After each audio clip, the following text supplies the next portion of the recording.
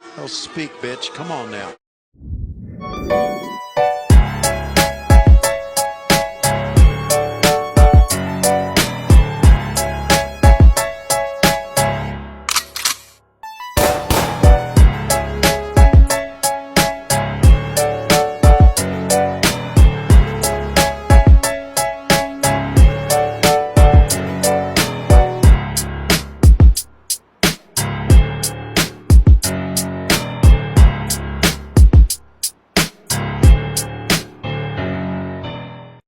Hello, pretzels, and welcome back to the tripod. We're just gonna dive right in. Shit's crazy.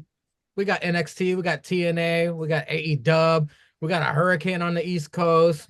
The McMahon documentary dropped. Apparently, Verizon shenanigans as well. But we're starting with the A show tonight, and we kicked the night off with the Women's North American Champion Kalani Jordan versus Ren Sinclair with the no quarter cracks, of course.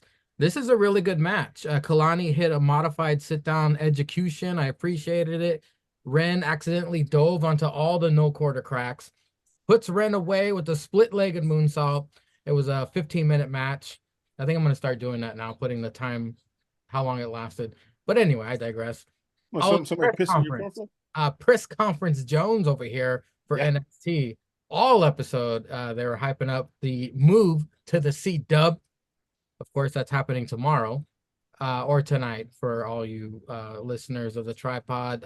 Punk is infecting the locker room still, chatting with the young OG. Trick approaches and talks with Punk. Punk says he's calling it right down the middle. Grayson Waller effect, Austin Theory's there. Fast and the Fraserists are their guests. They like the Spanish pretzel that Axiom does and the flippity doodah that Frazier can do. Flippity dippity doodah. They talk trash and fight, of course. That's how the Grayson Waller effect usually ends. Fast and Fraserists continue to try to point out that Austin Theory doesn't get mentioned as much as Waller does. Ceizar, North American Championship match, press conferences going on, Punk infecting the locker room, and then the Grayson Waller effect. What'd you think? Oh, yeah. So we had a good old match with old Kalani Jordan out there looking good. Looking good. And old Ren Sinclair, you know what I'm saying? She hit her shit with the no-court cracks, you know what I'm saying? Because she slapped the hoe last week, and the hoe slapped her back, and now they got a match. So, yeah. So they out here doing work, doing dirt. I like the way they were integrating some I mean, is it technical? I guess it's technical because it's slams, right? They were integrating the slams in the Ren Sinclair into her move set and how they were getting hyped. She hit that bitch with that double underhook. That shit was looking clean. That shit was looking clean, Singer. She hit her with another slam too over the top. She definitely hit the swivel around, hit the knee, slide around for the German. She got caught though. She could snap that shit too. Shit was looking good. Ren got a little overzealous. Kalani won't pay attention, but she was. And she jumped off the top rope, hit the no-quarter cracks because they was hyping her up outside. Charlie wasn't hyping her up. He was still looking normal. Why he hating, man? Why he hating? But she did put old Kalani in some submissions too. It's always good to have, more than 4 or 5 moves of doom in your move set to keep a match going. But they got faith in old Ren. See, Massa Michaels, he be finding the diamonds in the rough. You know what I'm saying? Yeah, the old Kiana. Trips don't know what to do with her. Because Trips, you know why? Because Trips ain't fucking these hoes under the desk. He ain't listening. He ain't getting no little slurp under the desk while they feed him storylines and who they need to be wrestling to make themselves look good. But I know these hoes be doing it to Master Michael because he listen. His ears are open. His door is always open, and under his desk is always free. And he been listening. So that's why this was a good match. It was a real good match. Come on, last year, when we think Ren Sinclair would be fighting Kalani Jordan for no NXT title, hell no. We knew Kalani Jordan would probably be fighting for it because she was good. But we ain't know about nobody about no goddamn Ren. We know about no Ren. But she's a hella funny. She's entertaining. And she's starting to get more repertoires, getting them game up. Wrestling ain't nothing good here. Ain't nothing but good here. Yeah, so we had a little backstage Jones, interview Jones, you know what I'm saying? Oh, yeah. Post conference Jones. Sorry, Taz. It's post conference Jones. Out here getting it. You know, everybody talking about the C-Dub with the special shows coming up, mad title matches. You know, and that shit going on throughout the night. Nobody cares about CM Punk. The young OG looked good. He looked good. And you saw he was dry. He did not have no Diddy baby oil because it's all in New York at Diddy's house. So, you know, the baby oil budget is getting a little tight. As soon as they put Diddy in jail, they'll probably release all that baby oil back out into the streets. And then, you know, Trick can take his shirt off. The Trick was wearing a shirt like the whole night. I don't know if y'all know that, but I saw it. Yeah, it was buttoned up because he had no baby oil. There was no NXT freak offs tonight. Yeah, man. The Diddler got all the baby oil up in New York. Him and the mayor. They got all the baby oil tied up in New York. Okay. Crazy. Under lock and key. The key to the city that the mayor gave the Diddler. How the hell does that work? Where is Batman when you really need this nigga? New York is really Gotham. They got the Diddler running around, the mayor in his pocket. He giving away the keys to the city. And this nigga having freak offs kidnapping bitches. No Batman in sight. That's some bullshit. We'll talk about that later. I digress. Because we did have a meeting at the coalition, but obviously you can't have a black Batman because they gonna shoot that nigga. Because it's the NYPD. They shoot everybody. Or at least put a plunger up your ass if you're doing wrong. I digress. Y'all don't need to hear the plunger up your ass story. The Grayson Waller effect. Yeah. I was say Fraxium's right. They've been together for like a year and a half. Why ain't it the Grayson and Austin show? Or the Austin and Grayson show? And it's just his music. How come it's not a mix of both their music? They both come out and they talk and they do like the flippy dippy doodah and they do like the Spanish pretzel. Because respect, Spanish pretzel be hard when Axiom be slapping that shit. And that nigga do look like the Gold Ranger of Power Rangers. That's just fact. That ain't no real Mexican ass nigga. I don't know what that mesh shit, that nigga got a morpher somewhere. That's why he always kick out, because he be getting his ass monkey whipped. He always take the finisher and kick out. Nathan don't be saving him. He just running around the ring like a goddamn frash. Anyway, there's gonna be a real good match. I'm gonna like this match when it happens. It's gonna be a real good matchup. They had some jabs back and forth, and that shit happens, and you know, the shit gonna be real good. So I'm excited for that. And yeah, we all waiting for the day where Austin Theory wises up,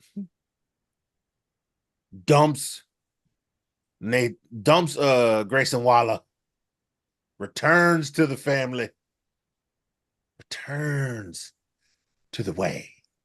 This is the way. This is the way. And then they go on a tear and win all the titles on SmackDown. Tag team titles, U.S. title. Johnny or Tommaso win the fucking heavyweight title. Or Tommaso wins the heavyweight title and Johnny just backs him up and cheats. Candice wins the women's title and Indy's just there cheating. This will be great. Or shit, they can win tag titles. I don't give a fuck. That'll be the way. It'll be good. It'll be good. Johnny at the piano again during Christmas. Well, Stix, we kicked off the night with Kalani versus Ren for the North American Championship. We had the press conferences going on. We had Punk talking shit. We had the Grayson Waller effect. What'd you think? Yeah, the Kalani and Ren match. I think this was like Ren's probably her best match she's had in NXT. Definitely. So far. Like the opening, like 2 to 3 minutes, the reversals. I mean, that was great stuff. I mean, you could tell that they blended that in so that way she was learning stuff from the no quarter cracks, but also showed you how athletic and how far Lonnie has come in her wrestling career to be able to not only put those moves, but then have the reversals, but then reverse the reversals. It was a great opening 2-3 minute part of the match. Both women have come a long ways. Like Ceizar said, if you would have said like a year ago, she'd be wrestling and actually holding her own in an NXT women's title match for Ren Sinclair, that you'd be thinking that it was crazy or already half plastered. But I mean, she was great. This match was a great way to open up the match. And it's good, like we talked about, it's great to be able to look good while taking a loss. And she did that. Ren did that superbly. Press conferences, I liked it. I liked sprinkling it in. I mean, they're going all out with the move to CW. So, I mean, this was a nice little thing that they threw in. CM Punk backstage. I mean, CM Punk, he's an attention hog. So they're going to sprinkle him in, do all that stuff. You know, it is what it is. The Grayson Waller effect. I mean, this is what you get with the Waller effect. Back and forth. I like how they keep sprinkling in people that Waller and Theory are going against, how they keep sprinkling in that those guys tell Theory, hey, how come you don't notice that Grayson, the spotlight seems to always be on Grayson, like he's putting it on himself. He don't give you any piece of that spotlight. Like Ceizar said, sometime down the road, it's gonna happen, and everybody's gonna cheer. Hopefully he goes to the way, because we all know NXT fans how great the way was. If they can bring that up, hopefully they do it around Thanksgiving, Christmas, so that way, you know when Theory does it, they show the Garganos and all of them at the Thanksgiving table, and then here comes Austin coming in for Thanksgiving dinner, and we go and we take off. We do the Christmas skits, New Year's skits, Valentine's Day skits. We do all that stuff. It would be great TV. So I like how they keep sprinkling in there. And the day that Austin Theory finally does that, hopefully they go with the direction of the way, and we get some comedic television and some way domination. Hopefully that's in the future booking. But skipping ahead to the Crispy King versus On-Site Oro. Of course, earlier we had a segment with them talking about daddy issues. A little weird. Good competitive match. King at one point put his feet on the ropes for a leverage pin, but had a change of heart. On-Site did not, though. Wins the match with feet on the ropes. Interesting. They went in that direction. We had a Tony D training montage. He's all about the Rocky movies, apparently. Riley with Thea versus Ridge. Skipping ahead, Wes and Zach talk shit to each other split screen. They're both cursing. Wes brings up Gigi. Zach finds Wes and they fight. This had shades of Riddle and Seth Rollins a couple years ago. It's pretty interesting. They have cursing on NXT television. Of course, Lola and Miss Paka summoned to Ava's office. Ava makes them a tag team, and the wrestling world says amen. Won't he do it? Won't he do it, Sangria? Armin Petrovic and Brindley Reese versus Rosemary and Chu. Stix, what did you think of Crispy King versus On-Site and the weird daddy angle we're going here with these two? Are they doing a double turn? What are they doing here? What'd you think? That's not my Crispy King. My Crispy King would have kept the feet on the ropes, would have picked up that dub, and business as usual. Let's move on. This if it's a double turn, man, not the Crispy King. He can't be a babyface. This man has that throne. He slides out there. That's built for a heel, and that's what Crispy King needs to be. He's got the staff, the great stick. He can't do that. A babyface don't have that. I mean, what are we doing here? What are we doing here? And I thought it would have been great to have that backstage, and maybe soften up On-Site, and then Crispy does what he does best, pick up that dub, but he didn't do it. I don't know what we're doing here. Don't turn him. Don't turn him. You gotta keep him the way he is. He's right where he needs to be. He's got the facial hair. He's got the slickness. That's what you got to have for a heel. We got to keep it that way. The Tony D montage. I mean, they're rebuilding the Dawn. So, I mean, we got that. Ridge and Riley. Riley seemed to get some guts. I mean, he might have got that L. But, I mean, he showed fight. So, you got to give that to him. And then Miss Paka and Lola Bass as a tag team that we've been waiting to have happen. I mean, this is when they pick up this dub against the Fatal Influence, they need to realize that, like what TNA has on their side with the ABC, they're fixing the world. Miss Paka and Miss Vice, they need to realize that they can help save the world too. And they need to do it for the greater good. They need to win this and then realize that the two of them together are an unstoppable force. They need to go for those women's tag team championships and they need to win them. And then I know a certain show that will be singing praises while them hips are gyrating. That will be praising the greatness that is that tag team. This needs to continue. This is the building of a great women's tag team, and we got to get it. So I mean, this is gonna be great TV, boys. It's gonna be great TV. It's gonna be bootylicious. Ceizar, what do you think of the crispy one versus on-site and the bizarre possible double turn we're getting? What do you think of the daddy story? Yeah, I don't know what Crispy doing. See, I think this is part of a bigger plan. You know, see, I think Crispy is trying to appeal to Oro Mensah, trying to get on his side and try to take over Metaphor because Noam ain't nowhere around. So he's trying to be like, bro, we's bros, man. Look, may the best man win because we both is good competitors. And then you need to let me be that last light in Metaphor and lead the four of y'all to greatness because Oro ain't around. Y'all need the king to be in charge, the Crispy to show y'all how to do it, how to be clean and tight in that ring. And I think that's what Crispy's going for. We all know Crispy. Crispy is Crispy, and he the king. He the rock star. Booker T done told us.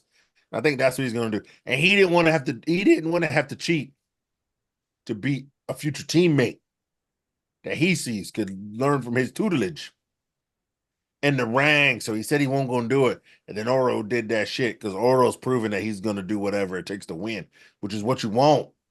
You want a guy that's going to help you or going to do whatever it takes because that's what happens when you get to the top. Once you get to the top, it's hard to stay at the top and you got to do whatever it takes. I think that's where he was going with that. Okay. What was next? Jada. Mm-hmm. Lola. Here we go. Here's what they do. Here's what they're doing. Massa Michaels was starting on Instagram looking for D1 athletes. You know what I'm saying? And he was just like, and he looked at his wife. And he was like, you flat booty bitch. You don't do it for me. This is why I work 6 days a week, you know? And then he saw that cookout. I'm gonna tell you where he saw it. He saw it at the cookout when Jada was there and Lola was there and all the white women were thirsting after that light-skinned nigga reading books. And he was like, what would happen if I put them together? Not against each other, but put them together. People both like them. They like Lola when she's emoting in the ring and shaking it. They like Jada because she got the sass. You know, she got the energy. She stand on business. And he was like, if I put them together as a tag team, that's too much sexiness. Triple H is going to have to let them fight for the title. And because we, NXT, created those women's tag team titles. And they're going to have to come back down here to us. And that's just the booty meat that could do it. Imagine the titles wrapped around them two bitches. Because they're going to have to thank me together under the desk. I see you, Sean. I see you because I ain't got no crooked eye. And I got the glasses, so I see 20/20. They got damn near see 25/25. I really see 38/38. You know what I'm saying? You know what I'm saying? You know what I'm saying? Blokey. You know what I'm saying, blokes? You know what I'm saying? Yeah, 38 hips, nigga. Yeah, I see him swiveling. I see them both swiveling with gold. Oh, man. Sir Greg, you know, won't he do it? The good Lord said, rise up. And them two buns said, yes, sir. And that is what's going to happen. Because they're going to take out the fatal bitches. They're going to get a couple dubs. They're going to take out Wendy Ho and them. They might take out another bitch. They may go to TNA. and take out a bitch. And then they gonna fight for them tag team championship. It just depends which one. Are they gonna fight for them TNA tag team That would be awesome. knockout championships? Yeah. Are they gonna fight for them WWE tag team championships? I mean, look, Spitfire may be hot right now, but how that crowd gonna look when Lola Vice and Miss Parker come to town? Yeah, see, Stix is right. Ass like that, them two asses together, it ain't racism. Okay. There's white men, Latin. We know the Latin men is there. White men, Latin men. We know the black men there too. They're gonna be some crackers. Gonna be like, I don't give a shit if they can wrestle. Give them the titles. Get these bitches the titles. Let's see what they're gonna do. I don't care. Just keep them in the ring with them thongs. That bitch ain't even got one leg on her pants. Ass cheek hanging out. And Lola got that thong so high up her ass. If a damn midget was in her drawers, he could, be her gynecologist. I mean, the shit all the way up there. You know what I'm talking about? I mean, this is what the coalition can get behind. Wouldn't mind getting behind too. You know what I'm saying? Bloke no. The sheriff know too. You know what I'm talking about, sheriff. Well, that's all you can eating at the butt meat buffet. Oh my God. That's a hometown buffet right there. Right, eating good. The main event wrestling match was Javon and Cedric versus A-Town Down Under due to a bickering situation backstage earlier. Javon and Cedric, the bouncy business. I don't know. Surprisingly, there were clunky botches in this one. Book upset when Waller uses a leg lariat, one of his moves. Fast and Frazier has come out to get in Walker's face. Waller shoves Axiom into Frazier. Shenanigans led to Waller in theory winning. Tension built between Frazier and Axiom. Waller in theory stand on announcer's table and Book is pissed. We had Roxanne and Julia with Funaki. Press conference was the final segment. Very awkward. I was about to turn it off until yet another Ceizar. Yeah, there we go. Another Ceizar. Stephanie Vacure says she is going to be keeping her eye on this match, and the winner, whoever NXT Women's Champion is at the end of the night, she going to put her hat in that ring. Ceizar, what'd you think of the tag team main event match, and then Stephanie on NXT TV? Let me just say, I did like the montage with the Don training. Don, you always good with me, Don. You always good with me over here. Damn, did you skip 2 matches? Did you think they were that trash? I'm cutting out the fat in this fucking show. I did like the fact that Fatal Attraction was on the Thing Jones, whatever we're calling it. Press conference Jones. As soon as the hood bitches come in, they gonna scream security. Just like some white bitches would when some colored folk run up in the building and want to have a chat. Just like some Karens. They security. And that bitch Jasmine Nix can just not stop playing with her hair for some reason. Like she was like just fixing 2 strands of hair, the whole presser. Bitch, do something else with your hand. Ricky Bobby, figure out what you're gonna do with your hand. What do my hands? What do my hands? I digress. The main event was good. You know what? You give these 2 niggas enough time, these 2 darkies, you give them enough time to jail. It might be giving old Fraxium a run for their money. I think they got faith in that young OG, which is why he's facing Randy Orton, and they want to rebuild. They want to rebuild Cedric Alexander, but I guess not with Adonis. But they want to rebuild Cedric Alexander because he's a veteran of the game. And they got faith in young OG. When Frazium wants to get called up, I think it's going to be, I'm calling it, I think it's going to be these guys to take the titles off of them. Because WWE's always got a system to where a guy wins a tag team title. He's got enough talent. He wins that that mid-card title, so North American title. and then wins that heavyweight title. They didn't take that route with Trick, even though they could have with him and Carmelo.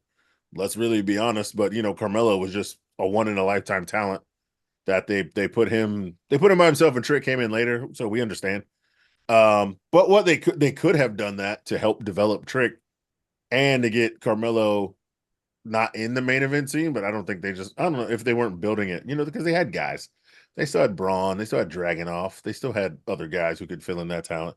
They still had what was it, Baron Corbin and fucking Dijak and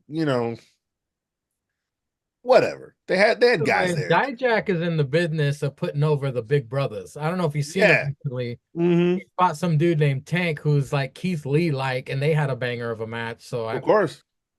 I guess like the fact that Dijak never got a run either way. It's criminal. It's criminal. Even before he left, and then came back. Like the fact that he never got a run when him and Keith Lee were fighting over the North American title, and Keith Lee moved on to the main run. The fact that he never got a North title run, yeah, it's criminal. And when he came back and had that banger against West, come on, son. He was putting everybody over.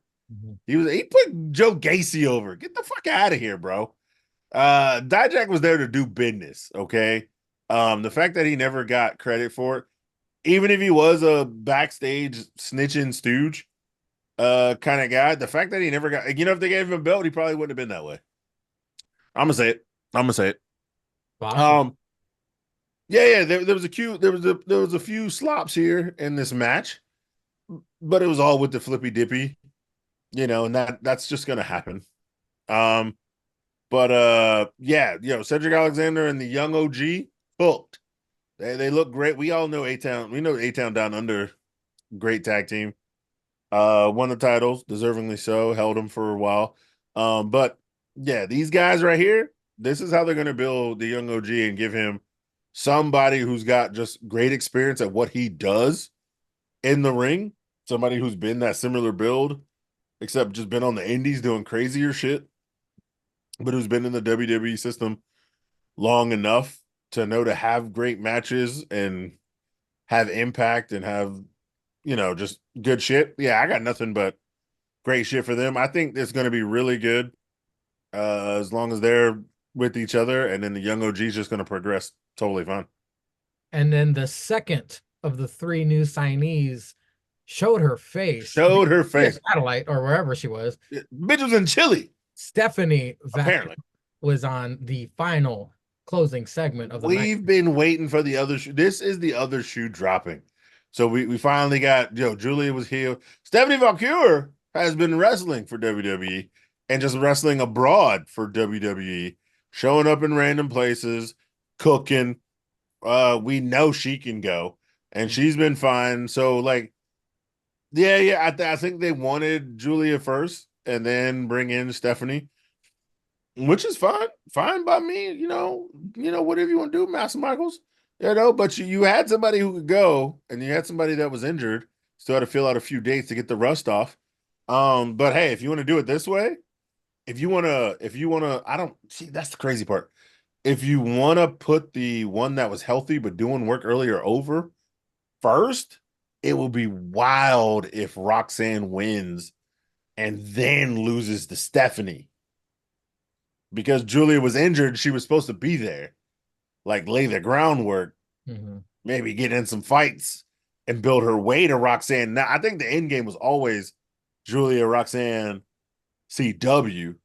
But if Julia wouldn't have broken her hand, she could have been wrestling. She could have been on the show. She could have had more wins building up to the title match, and then we probably all would have been like, yeah, Julia winning this shit. They are giving her that Oscar treatment. She's coming in. She's got it'd have been 2 months. So let's even say 2-3 months. That's 12 to 8 wins if she was on every show.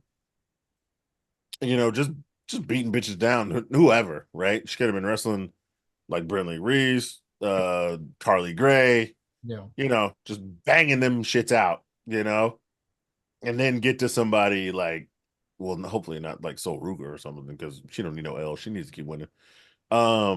But still, more dedicated people in there. She could have fought JC Jane, Fallon Henley, whatever. So do you think tomorrow night, the closing scene, whoever wins, it's probably gonna be I said it like a few weeks ago that Julia was winning. I said Yeah. Julia was winning.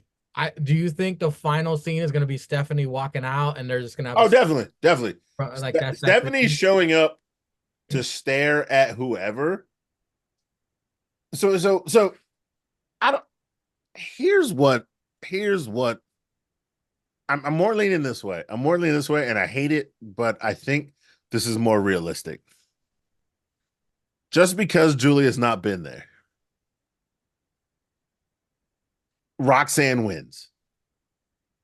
Right? She doesn't win clean. Because she's been winning clean. Yeah. She finally realizes she can't beat this bitch clean. She does something. I don't know.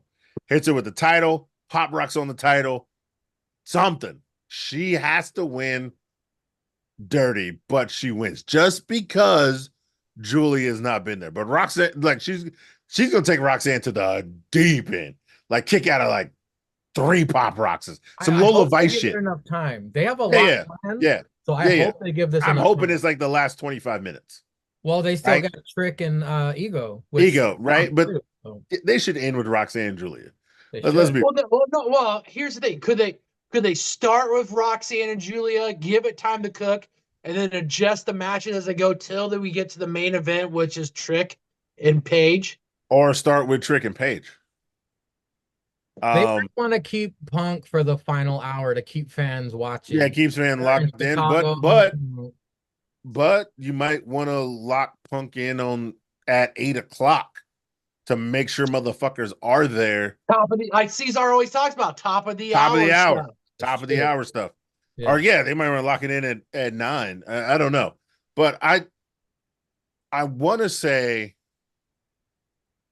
Like either not that she interferes in the match, but she comes out like right after. Like if Roxanne gets taken to the woodshed or Julia has to take Roxanne to the woodshed, like they're gonna whoever wins is not like dominating, like just like they're that falling down in the corner, breathing cheeseburger, hold the title, and Stephanie Vercure just comes in and it's just like.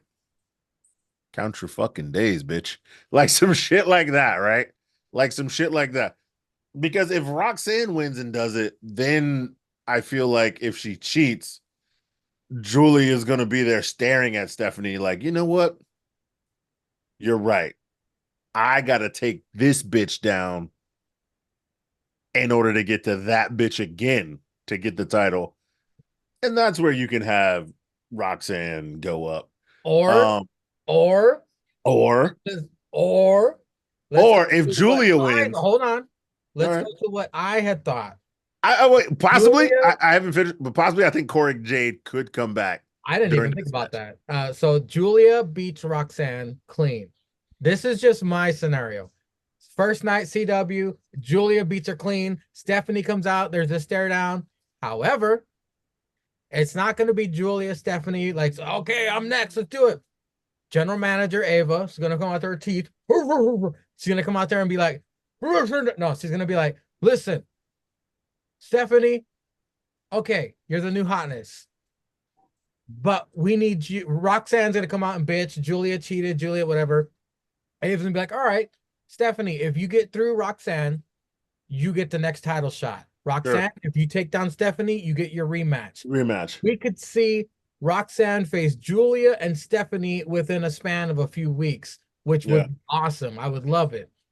I don't want Julia to lose because I think that would derail all her momentum. Like she barely has wrestled had one match. So she's barely there. She's the new hotness. She's been hyped. She's got a reputation to live up to.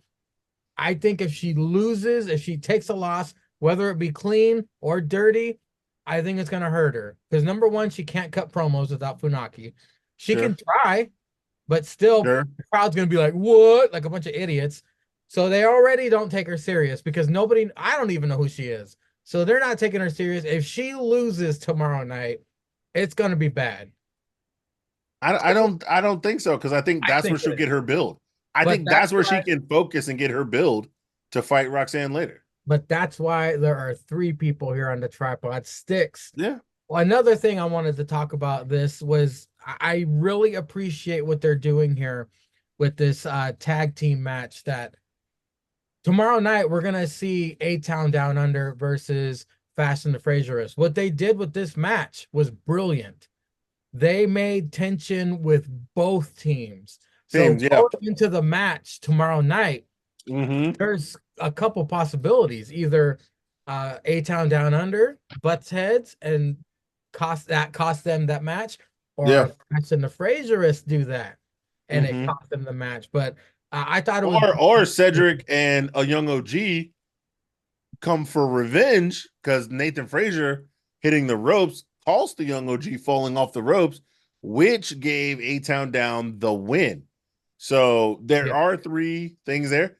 I do think if Julia wins, this is where Cora Jade comes back and comes against Roxanne because she doesn't have the title and has like a loser leaves NXT match, which would give Roxanne the call up. Because she's been showing up week to week at NXT. She's been in there. She's been there. She's been in the PC for a while. like a year I and a think half. they're just waiting to put her back. Or maybe this would be the time if she beats Julia. Next pay-per-view, Cora Jade possibly wins by cheating. And then Roxanne is done. And then that's going to give Julia and Stephanie just be to the outside building up to fight Cora for the title. And I think that could either be a triple threat or one of them is going to win it and then they'll fight the other one at a major pay-per-view. Shit, Cora and Nikita are gonna return with Steve Austin's fucking Yeah. knee braces. Yeah, both double of knee them. braces. Well, But- no, Nikita's been wrestling. She wrestled over the Yeah. weekend. She had the double knee braces. Yep. Stix, what'd you think of Javon and Cedric versus A-Town Down Under? Yeah, this was, I mean, outside the clunkiness, this was a good tag match. Like Ceizar, I see the future with Uncle Ced and the young OG. I think, like he said, he talked me into it. I think these are going to be the guys that when Fraxium, if they either break up or when they get the call up, I think they will be the tag team that takes the gold off them. You can see it, the building blocks of the chemistry that's starting to get there with those guys. I think it's great to have Cedric be like the teacher to mentor the young OG, because we all see the potential with Javon. I mean, he's there. He just needs to put the time in, and this guy's going to be a great single star. So why not get him with a guy like Cedric? They can have gold, see how he does with the gold, albeit being in a tag team, and pick up some lessons to get some time in with Uncle Ced.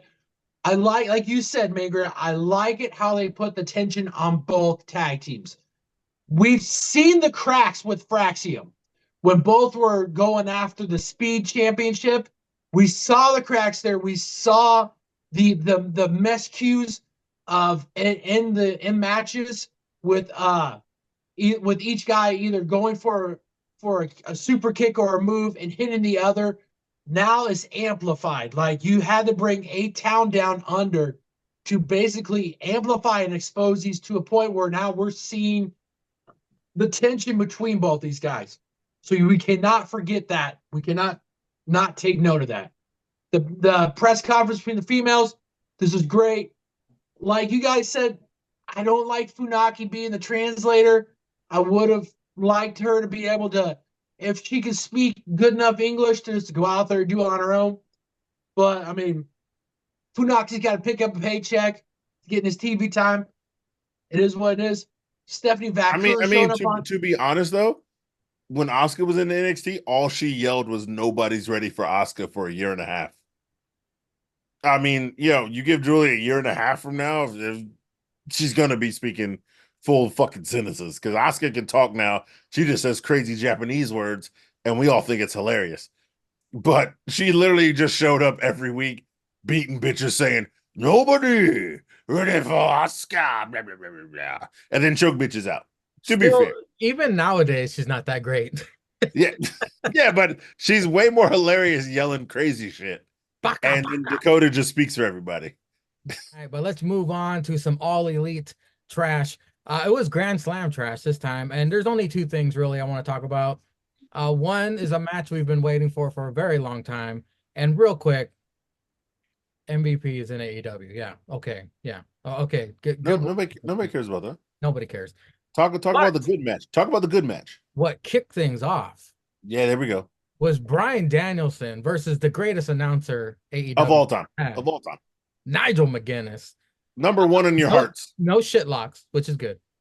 Great start. Fun match. Great storytelling. Nigel, by the way, they mentioned he's been building this match for 15 months. Not to mention the rivalry for years. 15 years, Zangria. Finally got this matchup. London Tower, London Dungeon. Bryan wins with the label lock after Nigel focused all of his offense on Bryan's arm so he wouldn't be able to apply it. Of course, Nigel shouts out, "Thank you." I thought he said "fuck you" at first, but he said, "No, he said fuck you." You. I know he said "fuck you." He might have. No, in my heart of hearts, Nigel McGuinness on this show believes that he said "fuck you." He said "fuck you." But yeah, the captain teases the cash in, but Kip steals his pin. Claude and Pac are standing by. It was I always criticize AEW for their starts. They don't know how to do it, but I think this time they did it right. A great start to Grand Slam. Collision, nothing to write home about. This is all the AEW shit that I wanted to talk about. If you gentlemen have any other things to add, Stix, go ahead. Stix, go ahead, because I got to take a piss. So Grand Slam events all around. What you think? I'm going to just say Sangria. I'm going to say Sangria. You get ready, and you going to pull something out the dungeon that I ain't said before. You get the rant shit ready. You get that shit ready. You get that clip ready for editing, because I got a rant to go on after I get back from this piss. Oh, boy. Yeah, the opening was good. They teased it. They teased Danielson with like his AEW music. And then they're all like, oh, maybe they're, but then final countdown, whatever. Then they came out, and then you saw Nigel's like, oh shit, this is actually gonna happen. Great technical match. Good way to start off the show. Danielson picks up the dub, like you said. I fully believe he said fuck you too. Everybody on the internet's like, he said thank you. Nah, that's not Nigel. Nigel's even gonna probably come out on next Saturday and be like, I didn't say thank you. Why would I tell that American coward thank you? As if he's gonna probably say, and they're gonna believe it. I said, I told him fuck you. I had to wait 15 years for to do this, and then you come out here and steal the spotlight with your two entrance shit. Like, no, I did this. I hit you with everything, and you were still able to do it. Whatever. I'm gonna fast forward to two things on Saturday. One, we got Jamie Hayter back in the ring. Now, say what you want to say. It was a Saraya rules match. It was whatever. They came out and they said they added one more rule to it, and the match doesn't start until Saraya slaps Jamie. It is what it is. Jamie looked good. She took some bumps, looked like a pro. She took numerous cookie sheet shots to the head, and then get busted open, and still looked like a pro. Was able to put Saraya. I mean, that table spot that Jamie and Harley both took. That was bad. I mean, that second table didn't break, and Harley's spine hit that. Not only did Harley's spine hit that, but Jamie's back of Jamie's head hit that table that didn't break. I mean, I was like, ugh, is Harley still able to walk? And has Jamie got CTE already starting in her career? But luckily enough, Jamie was able to pick up the dub. And another thing, we had the MXM fashion show. These boys, the AEW's letting these boys cook. I'm not mad at it. I'm really not. They bring out these boys, and they had their big hulking guy that was showing off the jacket.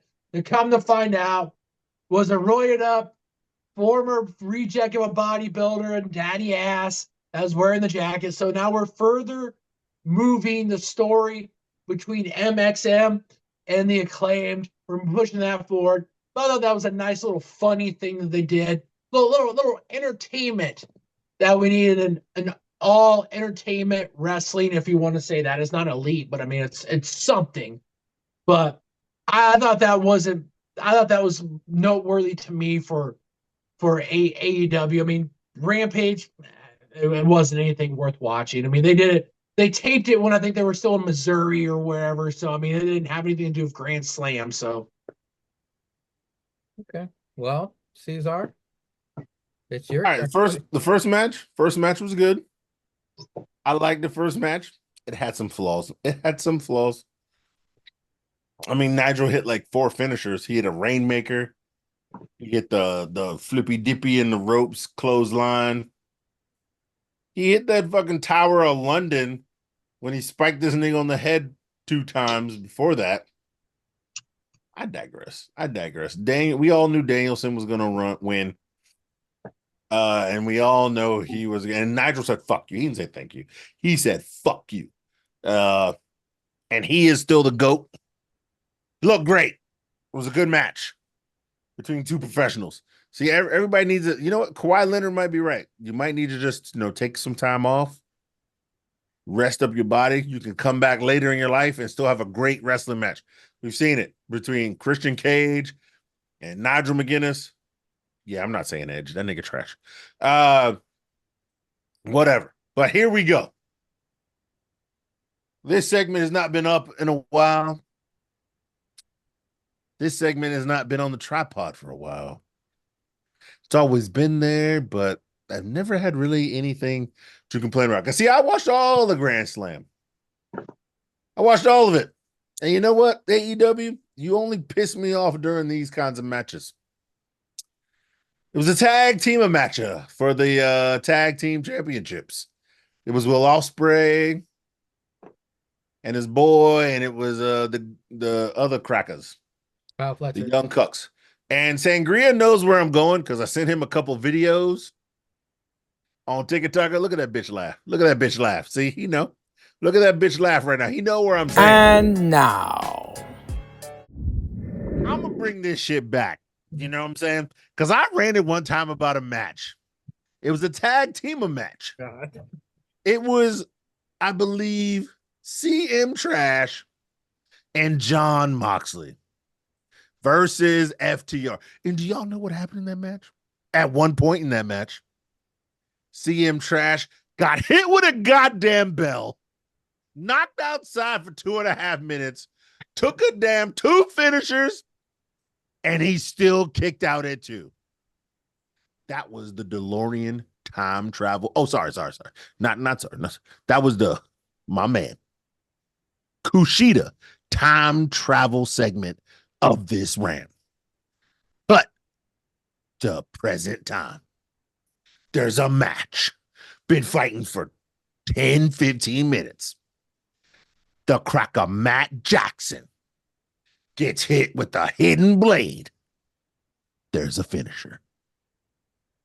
Now, did he get pinned? No, but he got hit with the finisher.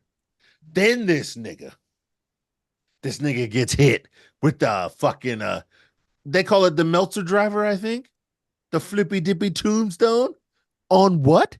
His damn head. Where does the hidden blade go? His damn head. That's 2 motherfucking finishers. Now, he's discombobulated. Fucked all the way up, right? He's still kicked out in 2. Then he gets hit with some English shit where it's a whole flippy dippy that they flip his ass 360, slam him on the ground. That is back, neck, head. And that is 3 finishers. They go for the pin. His brother breaks it up. Okay. But that's still 3 finishers on his goddamn head. What happens next? Another goddamn hidden blade. And then what after that? The flippy dippy storm breaker. That's fucking 5. Nigga, 5. Count that shit. 1, 2, 3, 4, 5. Nigga, count that shit. And what happens? He kicks out in 2. Not 2 3/8. Not 2 9/12. Not 2 3/4. not 2. And holy shit, I think the refs hand count to 3. We got to get the NFL cameras in this bitch to fucking look. No, nigga kicks out. Motherfucker, if you've watched any second of APPW, you know that any APPW wrestler is maxed out to 99.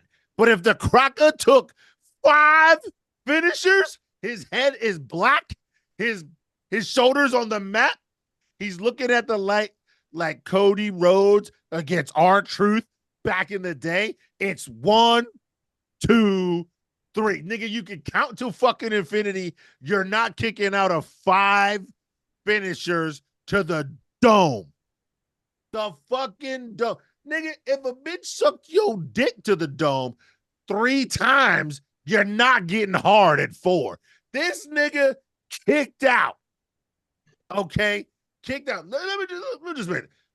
Antonio Brown took 2 finishers to the head, and this nigga is on Twitter with CTESPN. The nigga's crazy. Crazy. There it is. Okay? And this nigga had a helmet. Okay? And he kicked the nigga in the chest during a punt return because he has CTE. He gave his dumbass frostbite because he had CTE. Chris Benoit. CTE. This nigga, Matt Jackson, took 5 finishers to the dome.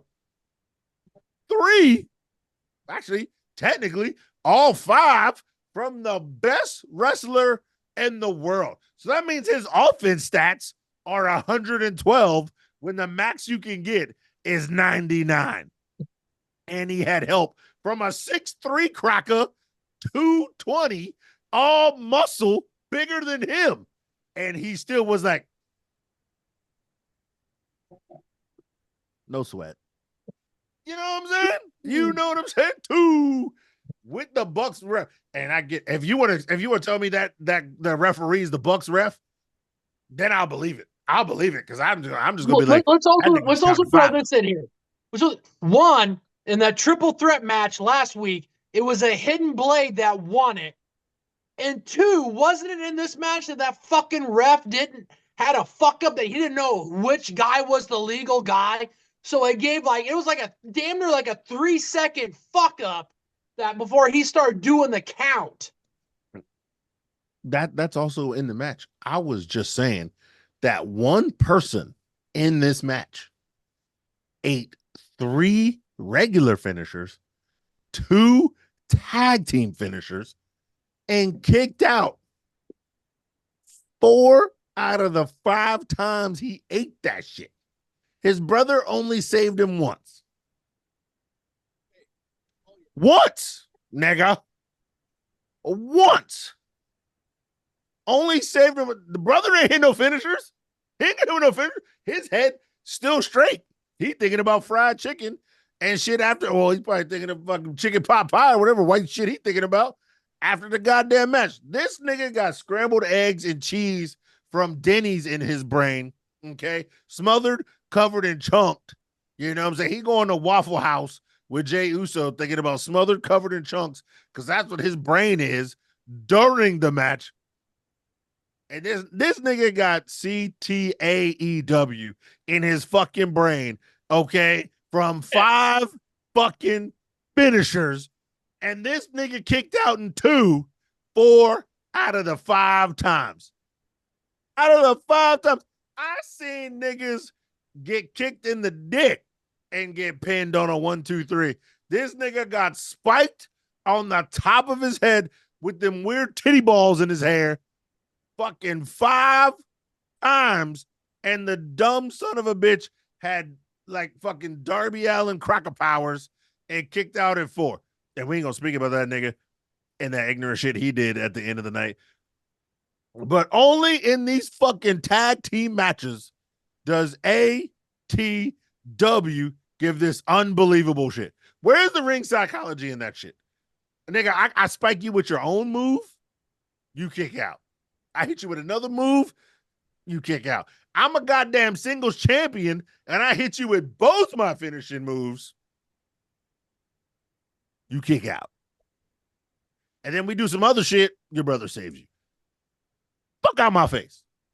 Fuck out my face. This is grand bullshit. Okay? And you gonna have this shit. You have the nerve to have this shit at the top of the hour when my man Nigel McGuinness went first and put on a class. I was like, okay. If this is what Grand Slam is, okay. Maybe. You know, couple what was it? Month ago, you gave me that great pay-per-view. You know what I'm saying? You gave me that great pay-per-view. I know you shit the bed every Wednesday, but you usually, if it's a name on it, you come correct with something and you shit the bed on the weekend. And you fuckers shit the bed at the top of the hour with this shit. Nigga just ain't kicking out. You just got kick out power. Is that what EVP just extra kick out powers, nigga? Huh? Is that in your contract? Huh? Finishers don't mean shit. I hate this show. Other than that, Ceizar has no thoughts on the subject. But ladies and gentlemen, we are now going to move on to TNA Impact. No disrespect to TNA, but I want to talk about a specific match that was put together specifically for the tripod. It was a great episode of Impact Wrestling, folks, but the one match I want to talk about is the 6-man tag they put together. You got them right. Because holy shit. Yeah. We got old Zachy Velveeta teaming with who? The A, the B, the C versus Leon Slater, Speedball, and Ceizar Kushida, the man himself. Hell yeah. I put in my notes, it's like TNA did a Tripod's Most Wanted tag team match here. I mean, so many fucking highlights to this match. I couldn't put them all in. But they are riding high on old Zachy Velveeta because he's the one who won the match with the UFO cutter.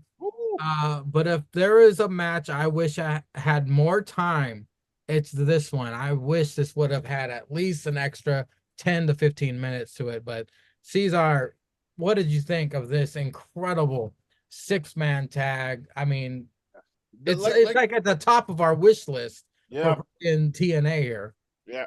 So here's what's crazy about this TNA show, because that octopus match versus Laredo Kid. Yeah. I was like, who the fuck talk octopus lucha libre? I said, hold on. Did that match cook? It cooked, and I was like, damn, they putting shit like this on the card. I was like, yeah, I don't know. I said, I don't know if Frankie and Joe gonna be able to handle with this. And then them dirty niggas decided to give me the 6-man tag of the year. Girl, I had to go in the back. I said, fuck work. They're going to pay me to watch this match. I had to go in the back. I turned the shit off. I wasn't taking no calls. I said, fuck y'all. Man. And then they started dangerously too. They started with your boy. God damn it. What's that nigga's name? I forgot. What's the cracker who's got the belt name? Speedball. Yeah, you goddamn right. I don't do the cocaine no more. They started with Speedball and versus Zachy, and I was like, "Oh, you dirty niggas gonna start with the rematch we want to see? Oh, you got the nerve, you got the balls to put these two in the ring first. And did they cook? Hell yeah, it was quick tags with the A to B to C, with the Black Cynic and I forgot I called that nigga Black Cynic one episode. Yeah, with Black Cynic and my man Kushida, and man, everybody was cooking. This match had no botches. This shit had no lull times, no faults. You know what? I might go back and watch this match during the commercials, nigga. That's how good that shit was. I mean, everybody was on point. I mean, they did everything you wanted to see. And then you didn't mind any of the flippy dippy like you would in ATW, like especially when fucking he hit the moonsault outside, and Black Cynic hit the hop over the top rope to the outside on old Zachy. Ooh. God damn, Speedball was cooking in the ring, hitting the power game. You know, the A to B to C was all over the place. Jesus Christ. You ever want to beat your dick to a match? You watch that shit from Thursday, okay? Because this was good. This was good. This whole episode was good. You know what else was good? Josh Alexander faking them niggas out. Hold on. Let's get Stix reaction to the Stix, you talk about how good this 6-man tag. I'm glad you did bring up Gresham versus Laredo, because I've never seen a match end with the dude hitting his leg on the ground, dude fucking tapping out. That's the second unusual finish I've seen within the past couple years, because the first, I got to give a time, just a, was that one meme where that dude's doing this? A little bit of credit. A little bit, the Salt Bay. Claudio making Jericho tap to the big swing. I thought I'd never see that before in my lifetime, but now we got Gresham. Yeah, we're going to talk about that later because I want to review it against something, but yeah. Laredo's leg into the man. Laredo's like, fuck it, I'm tapping. I've never seen that before, but go ahead, Stix. What'd you think? Boys, just like Antonio Brown after his battle with Tiana Trump, I was spin after this match. I mean, this match had everything. I mean, we knew this was, we saw this last week when they advertised it. I was like, oh shit, this is going to be match of the night. Boys, put this on the board. This was match of the year candidate. Everybody in this match is a part of the strongest division in TNA, that X division. Not only did we have that, but we had our boys, the A, the B, the F and C, the boys that are out here doing the Lord's work, doing the work that Congress and whoever's going to be in the Oval Office, doing the work that they can't do. These boys out here doing this. This match was phenomenal. Like you guys said, we started out with the rematch we want to see with Speedball and Zach Wentz. And then we got into it. We got Ace Austin in it. We got Chris Bay. Chris Bay looking like he's finally healed from those rib injuries that cost him that TNA Tag Team Championship.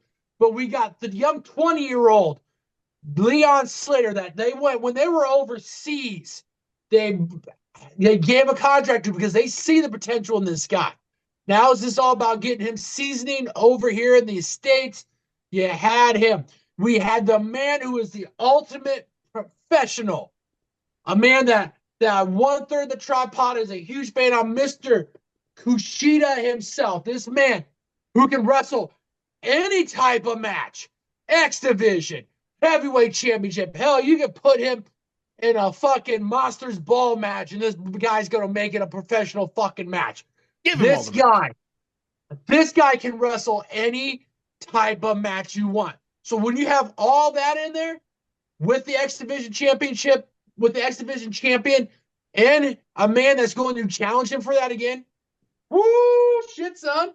I mean, we saw it within the first minute of this match. It was like, okay, put the phone down, lock the doors, shut the lights off, focus. My sole focus is on this match. And it was out the room. He's like, get out. Yeah. I'm pushing I'm pushing Dice out the room. Like, no, get the fuck out of here. I don't need you meowing at me. Fuck this shit. This shit is must appointment watch TV. And it was, boys. This was match of the year, but this was the match of the week all across TV. This was something. If Pretzels, if you go and you can find, even if you find the sped up version of this on TNA YouTube channel, watch it. This was worth it. This was great. This was great television. I mean, this was great. This was if you're gonna watch TNA for one thing and one thing only, this is what you needed to watch it for. Now, were there other things? Yeah, like you guys talked about. Jonathan Gresham, Laredo Kid. Jonathan Gresham is a man that can adapt to any other kind of match too. I mean, we know how technically sound this guy is. Yep. But him showing up and being like, oh, Lucha Libre? I know a little bit of Lucha Libre.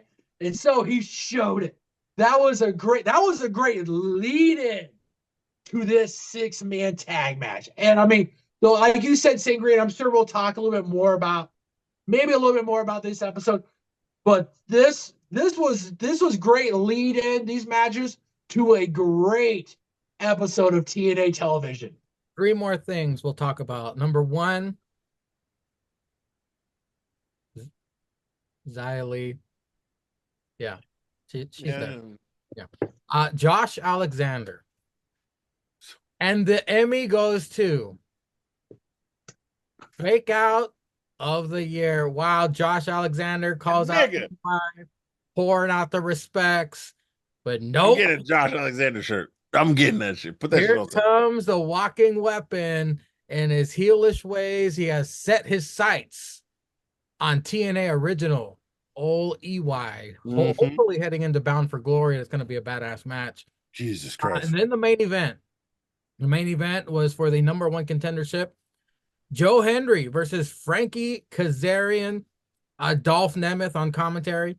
Joe Hendry calls Frankie the dad from Spy Kids. Puss in Boots chant going.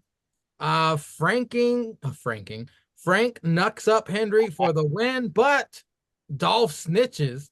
Santino comes out and restarts the match. Hendry hits 1 standing ovation and wins. Trash.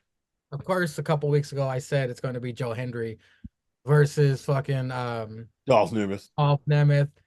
And when he wins with 1 standing ovation, it's gonna be trash. It's gonna be Moose hit like 50 spears. On top of that, Joe Hendry looked like he was in full CTE protocol. Like he was on spaghetti legs, didn't know what the fuck was going on. Like he's like, I fucking won. No, that nigga was on tour. He was on tour.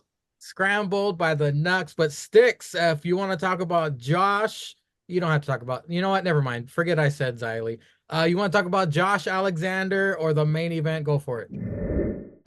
And now, let's talk about Josh Alexander for just a minute here. Oh, yeah. This man got talked to by Eric Young. And so what does he do last week? He goes and talks to 2 new guys who we saw after the Emmy-winning performance that now we got some people. Now, let's hope that these guys stay with Josh, because I think Josh with 2 guys, especially if these two young guys can perform in the ring, can pick up some things from Josh. Let's see what he does with some guys. Let's see what he did.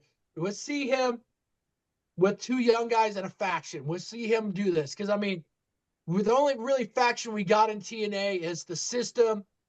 But, I mean, we're kind of on watch to see when it's going to start crumbling. I mean, it might not, and it might all crumble down at Bound for Glory. I don't know. But like you said, the performance he put on was like, oh, shit. Babyface Alexander's back. But then when you watch it, it was like, this is kind of dragging on a little bit. This is kind of going a little bit longer than what it did. I was expecting, like the girlfriend when she was watching, she's like, he's going to kick him in the dick. Like, he's totally going to do it.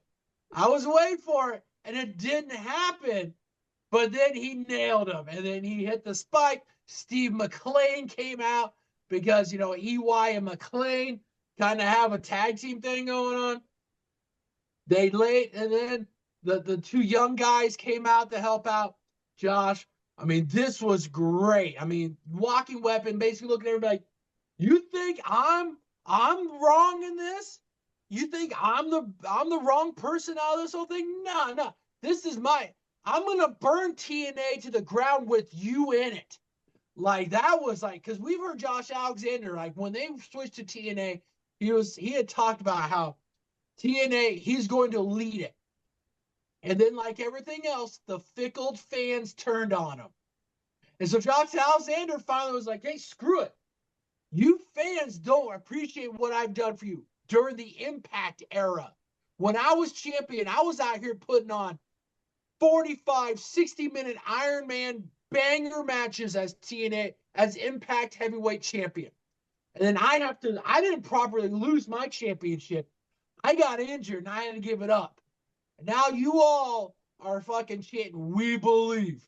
And a guy who later on in the night got his fucking egg scrambled worse than fucking a chick would get a Plan B omelet in the morning. His head was so scrambled. You see, Ceizar, Stix is taking this personal because Josh is his boy. Yeah. Oh, I'm Yeah, fucking he's got taking to. it fully He's got to. personal. Because this motherfucker showed up on NXT and got a fucking championship match against fucking Ethan Page. And then you had Trick Willie out there singing the praises that he believes in this blonde-haired cracker-ass motherfucker from across the pond. Jesus. When the fuck does that ever happen? Preach. Oh, it's okay. Preach. When does that ever happen? Ceizar, Calm tell down. me. Calm When a baby oiled up black man looks at a blonde, like a dyed blonde white cracker from across the blonde, and he looks at him and he says, "I believe." That never fucking happens. Preach. That never happens. They Preach. don't even write that shit in Wayne Brothers movies. They Amen. don't write that shit. That doesn't happen. Preach. And It ain't Sunday. and now It's this Monday. motherfucker. And on top of it, let's go ahead and go to the main event. Fucking Nick Nemeth. What does he say when fucking the king of fucking TNA digs into his jacket? I ain't cheating until you get caught. Motherfucker, you are a big ass fucking snitch. What the fuck? What'd you do? He hits it with that 1, 2, 3. And now you got a problem? Because the biggest fucking hype train that fucking TNA has, and we believe, Joe, you're not going to face him. You're going to face Frankie Kazarian, who's probably going to whoop your ass because he's going to do whatever it takes to win. So what do? Hey, he had brass knucks. And then that fucking female ref comes running out the back from giving a fucking Tiana Trump job to some Antonio Brown to the back. She comes running out. She's like, yeah, he hit him with the fucking brass knucks. What the fuck? What the Frankie Kazarian got screwed? You want to talk about a screw job? Fucking the TNA fucking screw job that happened. They were in San Antonio. This is the San Antonio screw job. This happened. The king of TNA should be wrestling for that fucking championship and beating Nick Ziggler and sending his ass back to WWE. But no, we got fucking Joe Hendry and Nick Nemeth. Ceizar, What the fuck? did you Postmates what you're drinking, the Stix? Hell no, nigga. But I like this shit. I like What this the shit. fuck? Yeah. What the fuck? We got two faces facing each other at fucking Bound for Glory. What the fuck? Yeah, Oh, who's the aggravated bigger- Adam.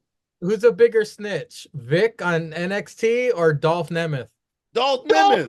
Nemeth.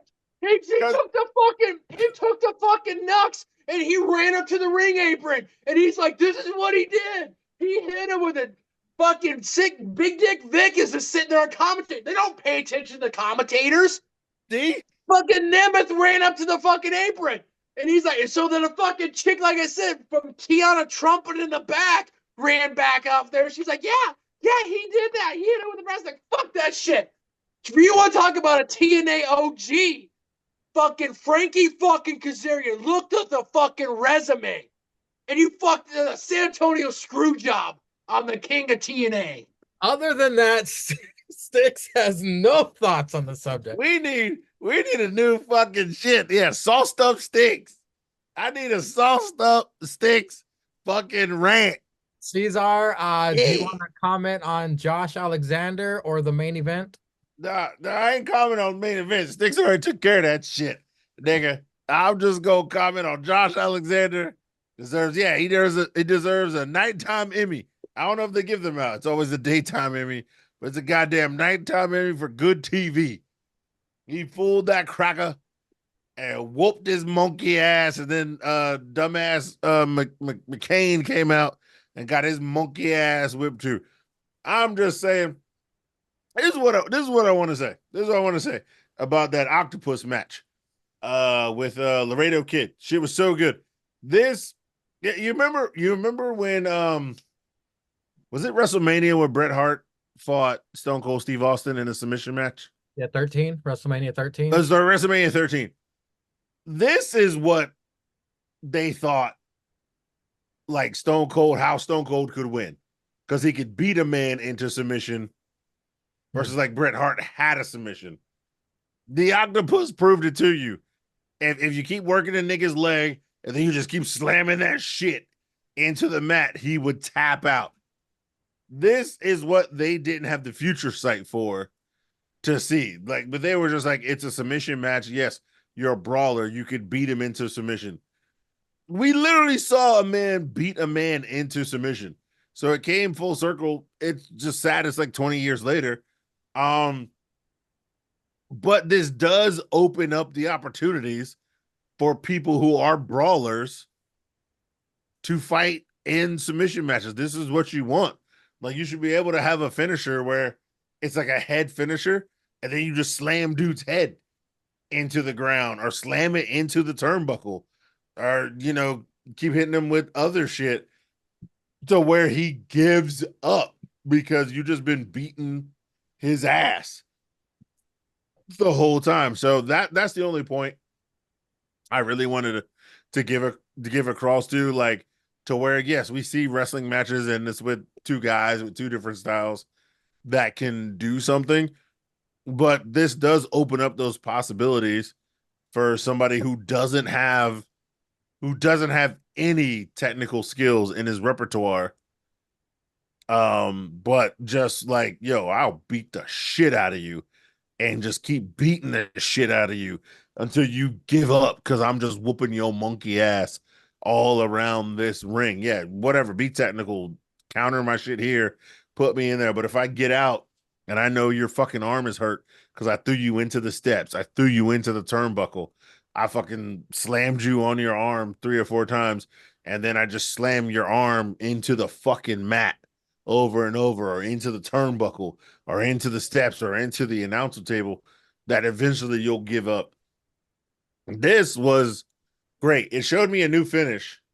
It finally improved on that. You know, it showed me a new finish that you can have for wrestlers who do have a different style. And I think that was the big aspect that people, I don't know if you like overlooked it, or people may think like that's a bad finish, but for me, I'm like, no, for a brawler, I never seen that before. Yeah, like you've never seen it, right? Like you said, we've always seen when a brawler goes against a mat technician, the mat technician always outperforms him. But it's like, well, you know, the brawler, if he just starts focusing, either it's on a body limb or just even on the head, yeah, they can fucking win it. They can legit win it. Yeah. But like if it was just a straight submission match, which the Octopus has submissions. Yep. But if it was like, you know, a Stone Cold type of, a John Moxley kind of guy, he had to get a finisher like to choke you out. He had that dumbass hook shit. This should be some shit to where like them Daniel Bryan elbows, or, you know what I'm saying, like they do in the Blackpool Combat Club, where they get the elbows or they get the punches. You don't need to have a finisher to have a submission match. So you could have had like guys like where he, let's just even say where he fought Punk, who Punk definitely had submissions because he's more technical. Yeah, I'm going to just beat the dog shit out of you. Like, I'm that violent. I'm that guy. I'm going to beat the dog shit out of you. I'm going to get on top with a Luthez press and just punch you in your head until you give up or you pass out. You know what I'm saying? That's great. That's a different finish. Like, yeah, like we've been watching wrestling for how fucking long, waiting for a finish like this.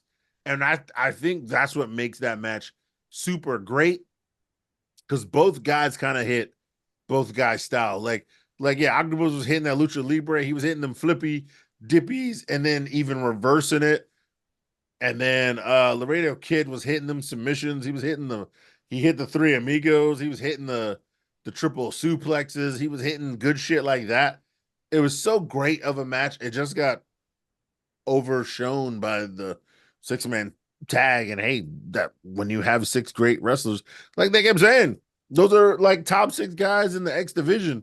But hey, man, you know, you get some talent like that, to which one side of it was great for tag team division, because it was the ABC, and then it's Zach Wentz with Trey Miguel, who are also great tag team specialists, but also great singles wrestlers.